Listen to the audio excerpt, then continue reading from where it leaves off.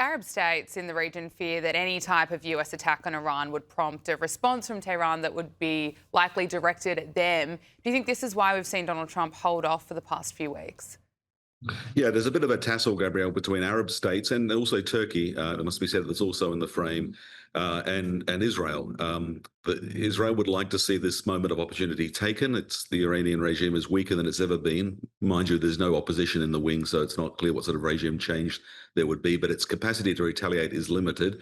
Arab states are concerned, of course, because that capacity to retaliate is still not nothing.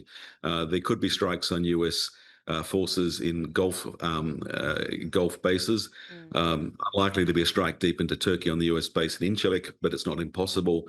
There could be other events that could draw Turkey into this, and of course they fear instability. So there's a tension here between uh, probably what's being said very optimistically from Israeli advice to Washington that you can do this. We've got a window of opportunity, and other regional states saying the risk is just too high. The Ayatollah resurfaced from his secret underground bunker on Saturday to mark the 47th anniversary of the Islamic Revolution. And it was the first time that he'd been seen in public since protests erupted in late December over the country's collapsing economy. What's your assessment of his movements? Do you think that there is action taken in Iran? Will he be likely to flee? Not about fleeing. I don't even know that he has the capacity to flee, but it looks like his leadership could be at the end of the line. The question is not so much the Ayatollah, who historically we're thought as being very powerful, but now appears very weak, but the Islamic Revolutionary Guards Corps, the state within a state, the sort of nasty, brutal police that control the economy, that control key elements of the military. They want to cling to power, of course. They are the heart of the regime. They may be replaced by conventional military. It's hard to see a non-military opposition stepping into the frame at this stage, but the Ayatollah's days are probably numbered. He's an old man. He's not been in good health. And the fact that he's been hiding in a bunker means his credibility is greatly diminished. So he will be trading on looking for some straw to grasp onto with this deal because he doesn't have any other options to play for himself. Okay, well, we have been seeing calls around the world for Donald Trump to take action. Let's just look at some of the chants coming out of a rally in Toronto in support of freeing Iran from the Islamic regime.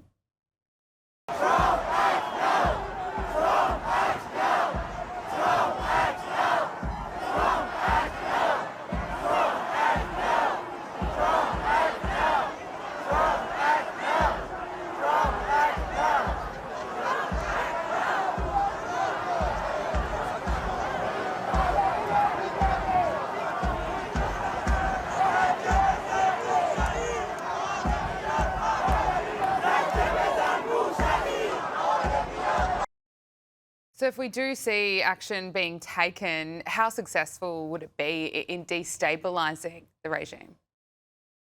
I think any action taken is likely to destabilize the regime. The question is not how vulnerable the regime itself is, it's what replaces it. It's hard to see the sort of government, open society coming to Iran quickly that protesters would like. But we need to understand, Gabrielle, that we've had tens of thousands, hundreds of thousands of brave protesters taking to the street at real risk of life. There have been many thousands killed, possibly tens of thousands. It's hard to confirm numbers.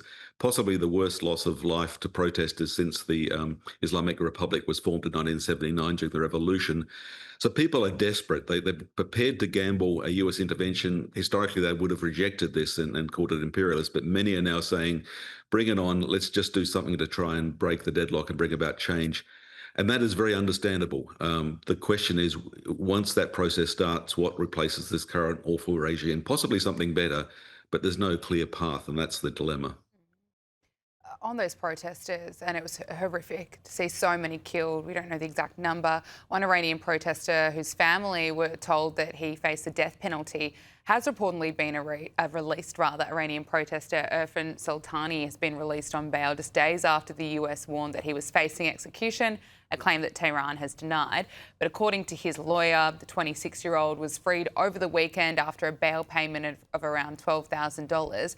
He was arrested during nationwide protests earlier this year for propaganda against the state and national security forces. What's your assessment of why he was released? I think it shows that pressure from the US does make a difference, but it's double-edged. What the regime is saying, and they control the internet and they control, vast disinformation capacity, is that all of the protesters are driven by foreign agents, by the US and by Israel. And so here's the dilemma: when the US says, the president says we stand with the protesters, it sort of reinforces that message. But I do think that these releases, and it's not there's only, not the single case, there have been others, amidst all sorts of horrible cases of execution, summary death. It does show that US power makes a difference. The question now is, how can that US power be used in a way that gets the maximum good without risking too much? Global Islamic Politics Chair at Deakin University, Professor Greg Barton, thank you so much for joining us. We really appreciate it. Thanks very much.